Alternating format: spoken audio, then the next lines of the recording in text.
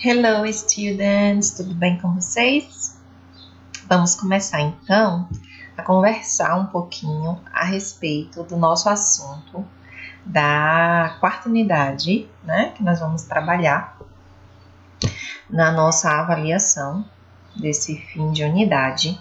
O primeiro deles, que a gente vai trabalhar nesse vídeo, é a formação de palavras na língua inglesa através da prefixação e sufixação. O que é isso?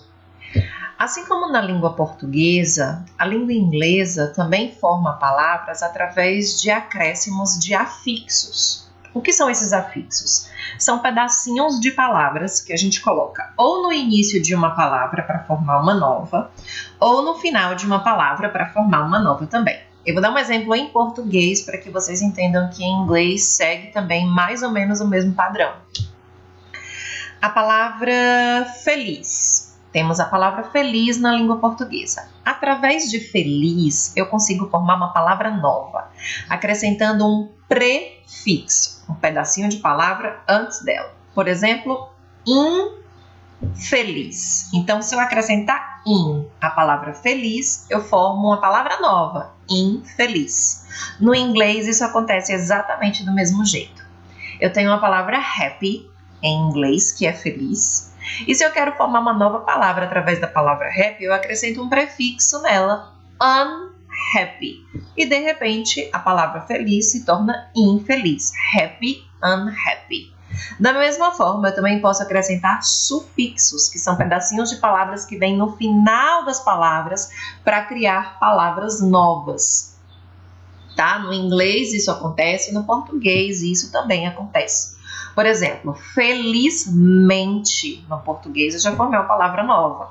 No inglês, a gente também tem o acréscimo do sufixo ly na palavra happy e fica happily, para formar a palavra felizmente. Então, no português e no inglês, a prefixação e a sufixação, elas acontecem, tá? Lembrando, prefixação é colocar um pedacinho de palavra na frente da palavra para formar uma nova, e sufixação é acrescentar um sufixo, ou seja, um pedacinho de palavra no final da palavra para formar uma palavra nova, tá certo?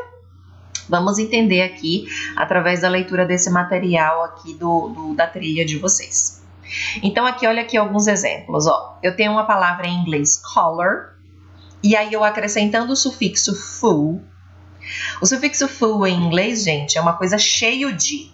Então, uma coisa full, cheio de color, de cor, é uma coisa colorida. Então, é isso que significa.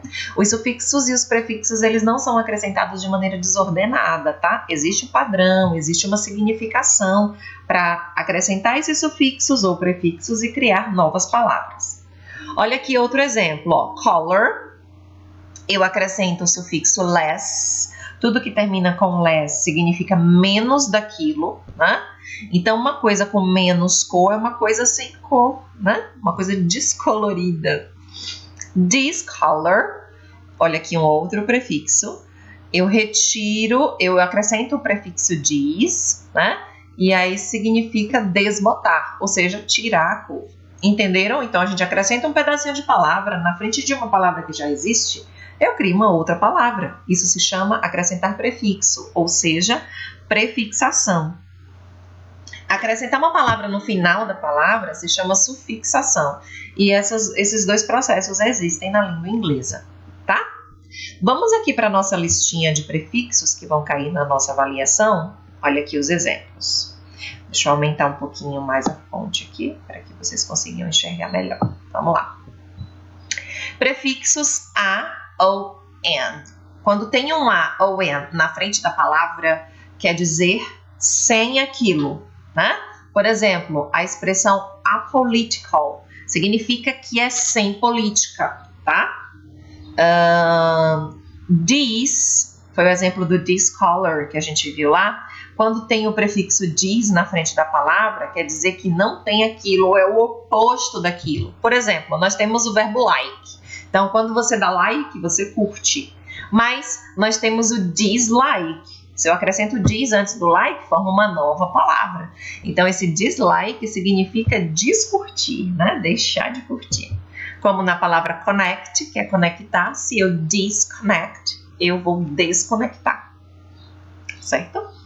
Continuando aqui, outros prefixos. Os prefixos in, im, il, quando estão na frente de uma palavra, significa não aquilo, não existe aquilo. Por exemplo, justice, que é justiça. Se eu coloco um in na frente, eu formo uma nova palavra, injustice, que em português é a injustiça. Perceba, não tem justiça.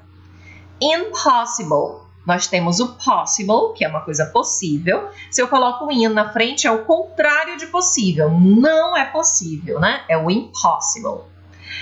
E aí temos os outros exemplos. Irrelevant, illiterate. Vamos lá agora para o exemplo mid. Mid é um prefixo que dá a ideia de meio, tá? Então, se eu digo midway, é o meio do caminho, é uma palavra. Se for midday, é meio-dia, tá? Aí nós temos agora miss. A palavra o prefixo miss na frente de uma palavra é alguma coisa que dá a ideia de incorreto, de incorretamente. Nós temos a palavra, por exemplo, understand, que é o verbo entender. Mas se acontece um misunderstand, né, acrescentar o miss na frente significa que houve uma falta de compreensão, não houve entendimento, tá? Non, toda vez que tem um prefixo non na frente de uma palavra, aquela palavra tem a ver com não tem aquilo, sem aquilo. Então, por exemplo, sense significa sentido. E uma coisa nonsense é uma coisa totalmente sem sentido, sem noção, tá? Re é um prefixo que dá a ideia de novamente, assim como no português. Return, né? Que é retornar. Reread, que é reler. Né? E redo, que é refazer. Então, dá a ideia de fazer novamente. E o un também dá a ideia de não, né? Olha o exemplo que eu dei aqui no início da nossa conversa, o unhappy. Nós temos a palavra happy, mas se na frente da palavra happy vier o un, significa que é não feliz, ou seja, infeliz.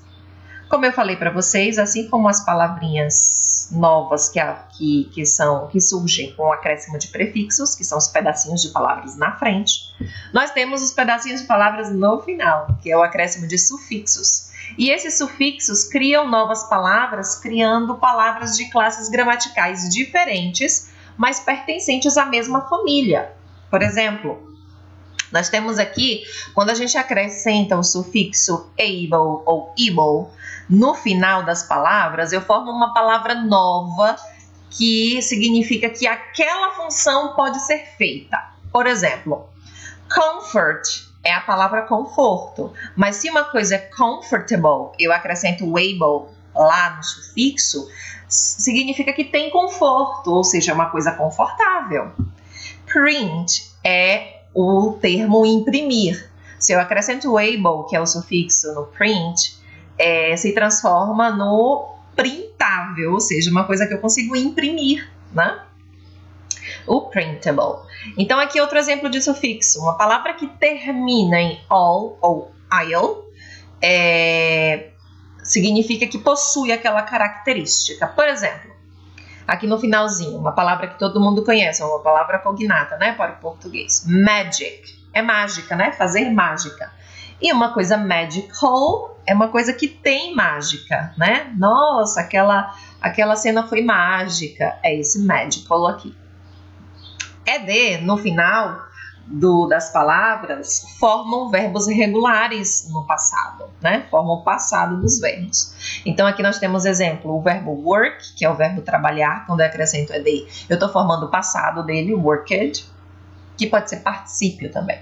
Miss, que fica missed, play, que fica played, né? Que é jogar, jogou, e study, fica studied, né? Um outro sufixo formador de palavras é o ou or, que significa a profissão daquilo, né? Por exemplo, nós temos aqui o verbo sing, que é o verbo cantar. Se eu acrescento o R no final de sing, eu já mudei para cantor, que é aquela pessoa que canta. Então, sing, singer. Act é o verbo atuar. Se eu acrescento OR no final do verbo, eu já estou dizendo que é o ator, ou seja, a pessoa que atua. Paint é o verbo pintar. Aí, se eu acrescento ER, já vira pintor. Teach é o verbo ensinar. Se eu acrescento ER no final, já fica teacher. Olha eu aqui, professor, né? Aquele que ensina. Tá bom? Esse ER também pode ser uma ideia de, quando tá junto do adjetivo, da ideia de comparativo, de adjetivo comparativo. Ou seja, long com ER no final significa mais longo. Fast com ER no final significa mais rápido. Mas isso só quando está junto de um adjetivo. O EST como sufixo no final de uma palavra dá a ideia de superlativo. Ou seja, big, quando eu acrescento EST no final, fica biggest, ou seja, o maior de todos. Um outro sufixo bem interessante é o sufixo less, que a gente falou nesse instante. Toda vez que tem um less no final de uma palavra, significa que é falta daquilo. Então, fearless. Fear é medo, temer, sentir medo. Então, assim, se não tem fear, fearless, é destemido, não ter temor. Por exemplo, power, se eu acrescento less no final de power, fica powerless, significa sem poder, né? Então, tem essa conotação. Ness é formador de substantivo, então eu possui aquilo. Por exemplo, se eu pego a palavra happy e acrescento ness, eu formo a palavra happiness. Happy é feliz. Então, quem é feliz tem o quê? Felicidade. Então, happiness é felicidade. Loneliness, se lonely é sozinho, loneliness é solidão. E por fim, os com E ou com I anteriormente são qualidades daquilo. Por exemplo, eu pego a palavra fama e acrescento OUS, transforma em famous, famoso, então possui fama. Eu pego a palavra danger, que é perigo, e acrescento os no final, fica dangerous, perigoso, ou seja, que tem perigo. Então, pessoal, é mais ou menos assim que funciona. Os prefixos e sufixos são acrescentados nas palavras para formar palavras novas, mas eles não são acrescentados de qualquer jeito, não. Tem um sentido de escolher aquele prefixo e aquele sufixo para formar uma palavra nova. Tá bom? Anotem esses prefixos e sufixos mais comuns no caderno de vocês. Tentem memorizar e pesquisar palavras novas com cada um desses prefixos e sufixos, tá bom? Estudem para avaliação e até a próxima. Beijo!